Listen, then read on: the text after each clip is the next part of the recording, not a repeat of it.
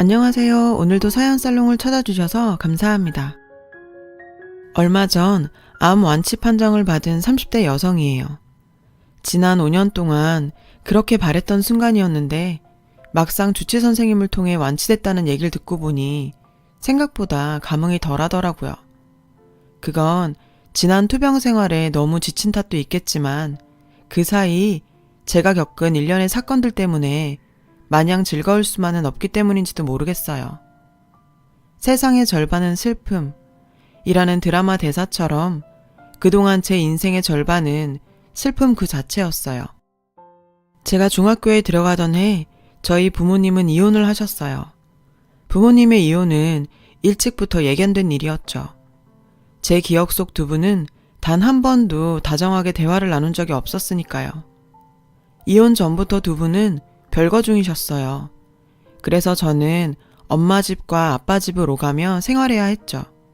마치 두 분 사이에 내던져진 탁구공 같았어요. 엄마한테 치이면 아빠한테 던져지고 아빠한테 치이면 엄마한테 던져졌죠. 그러다 두 분 모두 재혼을 하신 이후엔 외할머니와 함께 살게 됐어요. 차라리 다행이었어요. 외할머니와 함께 지냈던 5년의 시간은 제 인생에서 가장 행복했던 순간이니까요. 집이 그렇게 따뜻한 곳이란 걸 그때 처음 알았어요. 외할머니께서는 제가 보충 수업을 마치고 돌아올 시간이 되면 늘 골목 어귀까지 나와 절 기다리고 계셨죠. 눈이 오든 비가 오든 늘 한결같이요. 그때 어렴풋이 느꼈던 것 같아요. 나도 누군가에게 사랑받고 있다는 사실을요. 외할머니는 제가 늦잠을 자서 아침밥을 못 먹는 날에는 어김없이 들기름에 노릇하게 부친 두부를 호일에 싸서 쥐어주셨어요.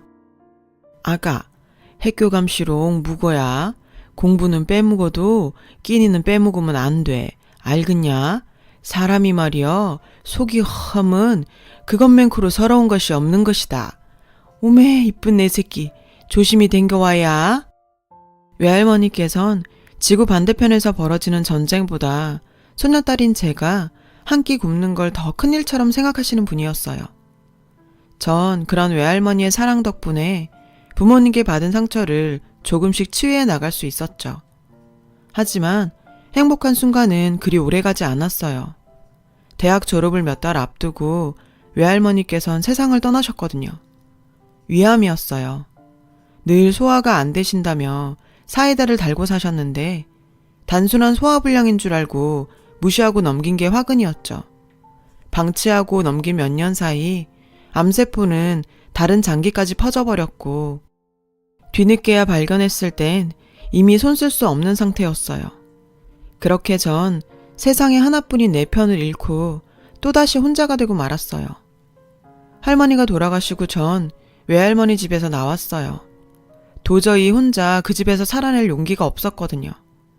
외할머니의 빈자리는 생각보다 너무도 컸어요.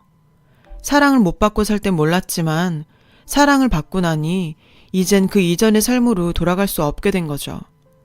밥을 먹어도 늘 허기가 지고 사람들과 함께 있어도 늘 외로웠어요. 내 삶에서 가장 중요한 부분이 칼로 도려내진 것처럼 전 공허함을 느꼈죠. 그 틈을 비집고 저에게 다가온 사람이 바로 남편이에요. 남편은 저희 회사 거래처 직원이었어요. 처음엔 그저 인상 좋고 입담 좋은 사람 정도로만 생각했었죠. 그러다 서서히 서로에게 물이 들었고 그렇게 연인관계가 되어버렸어요. 운명 같은 사랑은 아니었지만 적어도 함께 있으면 외롭지 않은 사이였죠. 본격적으로 결혼 이야기가 오가기 시작하면서 저는 걱정이 되기 시작했어요. 제 부모님 때문에요. 이제는 남남이 되신 부모님을 어떻게 시댁에 소개해야 할지 고민이었거든요. 아빠는 요즘 세상에 이혼이 무슨 흉이 되냐며 솔직히 말하라 하셨고 엄마는 시집에 꼬투리 잡힐 일을 뭐하러 사서 하냐며 말하지 말라고 하셨죠. 결국 저는 솔직히 얘기하는 쪽을 택했어요. 언제 걸려도 걸릴 일이었으니까요. 남편도 그렇고 시부모님들은 다행히 제 부모님 일에 별다른 말씀은 하지 않으셨어요. 하지만 그게 끝이 아니라는 건 나중에 알 수 있었죠. 결혼 생활은 평탄했어요. 남편과 저는 집을 장만하기 위해서 몇 년 더 악착같이 벌기로 했어요. 그동안 아이 갖는 건 미루기로 했고요. 물론 시댁엔 비밀로 했죠. 그런 사정을 모르시는 어머님은 저를 볼 때마다 손주 타령을 하셨어요. 솔직히 말씀드릴까도 했지만 그랬다간 후폭풍이 더 클 것 같아 남편과 전 입을 다물기로 했어요. 그렇게 결혼 4년차가 되던 어느 날 저는 갑작스런 체중 감소와 섭식장애 증상으로 병원을 찾았다가 뜻밖에도 위암 3기 판정을 받았어요. 그때 제 나이 32이었습니다. 하늘이 무너지는 것 같았어요. 도대체 내가 무슨 죄를 지었길래 이런 고통을 당해야 하는 건지, 왜 하필 나인지 하늘이 너무 원망스러웠어요. 주치 선생님은 포기하긴 이르다며 최선을 다해서 싸워보자고 하셨어요. 하지만 전 자신이 없었어요. 저희 외할머니께서 이 병으로 세상을 떠나셨으니까요. 게다가 3기였기 때문에 생존율도 40~50%밖엔 되지 않았어요. 시어머니께선 그 정도 생존율이면 꽤 높은 거 아니냐고, 남들은 10%도 안 되는 가망성에도 목숨 걸고 싸우는데 배부른 소리 하지 말라고 하시더군요. 그러시면서 상준이한테 얘기 들었다. 그동안 니들 일부러 피임했었다며? 이제 어쩔 거니? 그러게 몸 건강할 때 애부터 낳을 것이지. 결혼한 지 4년이 되도록 애도 안 놓고 미루더니 어쩔 거냐고. 너 때문에 우리 집 대 끊어지면 네가 책임질 거니? 어쩜 이렇게 생각이 없어. 병문안을 핑계로 와선 손주 안 낳았다고 한 소리 하시는 시어머니의 행동에 눈물이 핑 돌았어요. 이 사람은 날 사람으로도 안 보는구나 싶었거든요. 그래서 어머님 정말 잔인하시네요. 암 걸린 며느리를 위로는 못하실 망정 손주 못 낳았다고 타박하시는 거예요?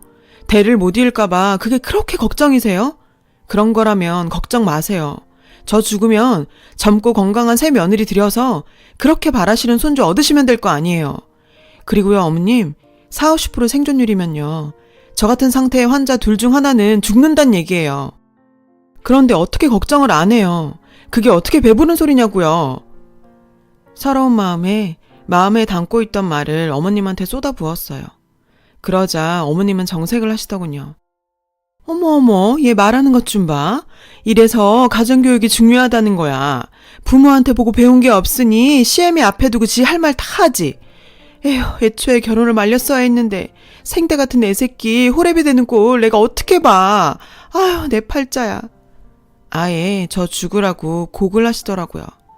그 모습에 제가 주먹으로 가슴팍을 치며 분을 삭히자 보다 못한 옆 환자 보호자가 나서서 어머님을 병실 밖으로 끌어내셨어요. 그 보호자와 복도에서 한참 실랑이를 벌이던 어머님은 수간호사의 저지로 결국 돌아가셔야 했죠. 몇 차례의 수술과 항암 치료를 받는 동안 제 간병을 맡아줄 가족이 없어서 업체에서 소개받은 간병인 아주머니의 도움을 받았어요. 저희 엄마 또래의 아주머니셨는데 왠지 돌아가신 외할머니와 많이 닮으신 분이었죠. 그래서 더욱 마음에 들었는지 몰라요. 회사를 쉴 수 없는 남편과 제가 해서 낳은 자식들이 아직 어려서 집을 비울 수가 없는 저희 친정엄마 대신 간병인 아주머니는 저를 가족처럼 돌봐주셨어요. 힘든 안투병 기간 동안 제가 지치지 않고 치료를 이어갈 수 있었던 것도 어떻게 보면 간병인 아주머니 덕분이었죠. 젊은 사람이 암보험에 실비보험까지 꼼꼼히도 드러났네. 이쪽 일 하다 보면 안타까울 때가 많아. 생활이 어려 보험 하나 못 든 탓에 수술비, 병원비, 거기다 간병인비까지 고스란히 떠안는 사람들 많이 보거든. 몸 아픈 것도 서러운데 돈 때문에 더 병난다니까. 사실 저희 외할머니께서 위암으로 돌아가셨어요. 그래서 지인들이 보험 들어달라고 올 때마다 할머니 생각이 하나씩 드러났는데 이렇게 그 덕을 보네요. 솔직히 보험 아니었으면 돈 걱정 없이 치료에 전념하기 힘들었을 거예요. 특히 요양병원에서 간병인 간호받으며 몸 추스르는 건 꿈도 못 꿨을 테고요. 요양병원을 추천해준 건 간병인 아주머니셨어요. 남편과 친정 도움을 받을 수 없는 제 처지를 아시곤 수술 뒤에 입원 치료가 끝나자 바로 요양병원으로 옮길 수 있도록 연결해 주셨어요. 무슨 일이 생기면 바로 제가 수술받은 대학병원으로 연계도 쉬워서 안심이 됐죠. 게다가 실비보험도 적용이 되고 여러모로 저에겐 탁월한 선택이었어요. 그런데 그때부터였어요. 남편 발걸음이 뜸해진 건. 아무래도 병원에 입원해 있다 보면 보호자의 동의를 받아야 하는 일들이 많은데 그럴 때마다 남편은 일 때문에 바빠서 못 온다는 말만 되풀이했죠. 솔직히 서운했어요. 옆에서 병수발 들어주길 바랬던 건 아니지만 그래도 이렇게 나몰라라 할 줄은 몰랐으니까요. 그러던 어느 날이었어요. 간병인 아주머니가 그러시더라고요. 업무과에서 연락이 왔는데 실비보험에서 지급되는 것 외에 비급여 부분이 몇 달째 입금이 안 되고 있다고요. 게다가 간병인 아주머니 월급도 2달이나 밀린 상태였고요. 이달에 2달치 급여를 지급해주겠다던 남편이 연락이 안 된다는 거예요. 전 남편한테 전화를 했어요. 제 전화도 안 받길래 회사에 전화를 했죠. 그랬더니 남편이 제 핑계를 대고 휴가를 냈다고 하더라고요. 기가 막혔어요. 그동안 회사 핑계로 병원엔 가뭄에 콩나듯 가끔 한번 얼굴 비추고 가는 사람이 회사엔 제 핑계로 휴가까지 내요? 게다가 암 진단비며 그 밖에 보험금은 어쩌고 병원비도 밀리고 간병인비까지 밀려놓곤 연락도 안 받다니. 전 시어머니한테 전화를 걸어 남편의 행방을 물었어요. 그랬더니 이러시는 거예요. 너 이제 살만한가 보다. 네 남편도 다 찾고 지 남편이 밥을 먹는지 굶는지 신경도 안 쓰고 간병인 병수발 받아가며 편하게 사는 애가 뭔 바람이 불어서 지 남편을 다 찾아? 어머님, 무슨 말씀을 그렇게 하세요. 편하게 살다뇨. 내가 틀린 말 했니? 네 남편은 일하랴 집안일하랴 눈코 뜰 새 없는데 넌 거기서 손에 물 한 방울 안 묻히고 사는 거 맞지 않아? 에휴, 지질이 복도 없는 놈. 결혼을 해도 어떻게 이런 애랑 결혼을 해선 대접도 못 받고 살아. 네 남편 어딨냐고? 뼈 빠지게 돈 버느라 출장 갔다. 왜? 기가 막혀. 출장이요? 그때 알았죠. 남편이 저 몰래 바람을 피고 있다는 사실을요. 그리고 그걸 어머님이 돕고 있다는 것도요. 어머님, 저 그이 회사에 전화해보고 어머님한테 전화드린 거예요. 제 간병 때문에 휴가 냈다는 사람이 출장이요? 어머님, 자식이 잘못했을 때는요. 감싸주는 것만이 능사가 아니에요. 어머님도 여자잖아요. 아버님이 젊은 시절에 여자 문제로 어머님 속 많이 썩혔다면서요. 그럼 제 심정 아실 거 아니에요. 그이 제 병원비도 밀리고 간병인비도 2달째 밀려놓고 보험금 들고 사라졌어요. 그래서 제가 그이 SNS들 훑어봤더니 사진에 자주 댓글을 다는 여자가 있더라고요. 그 여자 SNS에 들어가 보니까 현재 발리 여행 중이던데. 어머님, 그이 지금 발리에 있죠? 그죠? 전 최대한 감정을 억누르며 물었어요. 그랬더니 어머님이 버럭 소리를 치시는 거예요. 너 지금 뭐 하는 짓이냐? CM일 네 남편 외도 잡는 사냥개로 부릴 참이냐? 그런 거야? 이게 어디서 배워먹지 못한 짓거리야? 설사 네 남편이 너 몰래 여자 좀 만났다고 쳐. 그게 그렇게 못할 짓이냐? 네가 여자 구실도 못하고 산 게 몇 년째냐? 넌 옆편에 잘못 만나 피 끓는 나이에 독수공방하는 남편이 가엾지도 않니? 나 같으면 입이 10개라도 말 못하겠다. 근데 뭐? 감싸주는 게 능사가 아니야? 싫다. 난 어디까지고 내 아들 편 할란다. 그러니까 되먹지 않게 시애미한테 홍계질 하지 마. 알았냐? 어머님은 버럭 화를 내시곤 전화를 끊으셨어요. 먹긴 놈이 성낸다고 딱 그 짝이었죠. 하지만 당당하던 어머님의 태도가 360도 바뀌기까지는 얼마 걸리지 않았어요.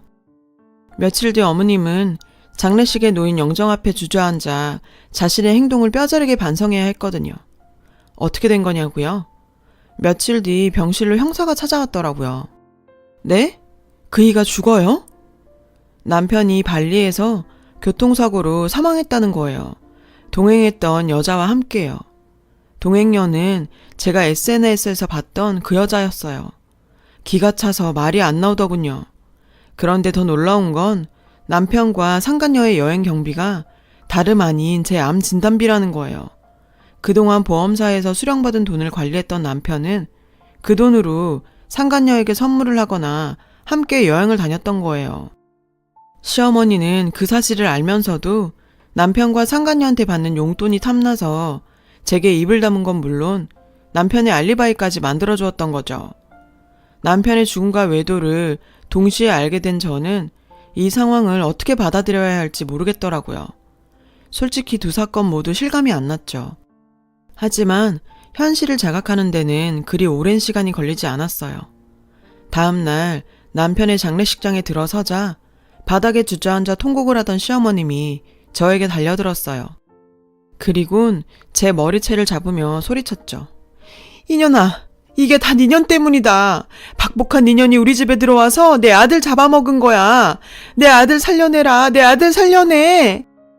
어머님은 아들을 잃은 슬픔을 저를 향한 증오로 풀려는 것 같았어요. 어머니만 아들 잃은 거 아니에요. 전 남편을 잃었어요. 게다가 제 목숨을 담보로 받은 보험금을 가지고 바람피다 남편이 죽었다고요. 어머님이 좀 말리시지 그러셨어요. 다 아셨으면 그러지 말라고 말리셨어야죠. 그 여자랑 발리에 가지만 않았으면 어머님 아들 이렇게 허망하게 죽진 않았을 거라고요. 그이 죽인 건 제가 아니라 돈 몇 푼에 아들 외도를 묵인하고 며느리 속이는데 급급했던 어머님이라고요. 제 말에 어머님은 그대로 주저앉아 목 놓아 통곡을 하셨어요. 그리고 얼마 뒤 저는 거액의 보험금을 받았어요. 남편 앞으로 들었던 보험들과 남편이 발리 여행을 떠나면서 들었던 3억짜리 여행자 보험을 통해 10억 가까운 수령금을 말이에요. 통장에 찍힌 돈을 보니 만감이 교차하더군요. 제 목숨값을 가지고 상간녀와 바람을 피웠던 남편이 결국 자신의 목숨으로 그 돈을 갚은 셈이 됐으니 말이에요. 저는 또다시 혼자가 됐지만 더 이상 예전의 저처럼 공허한 마음으로 살진 않을 생각입니다.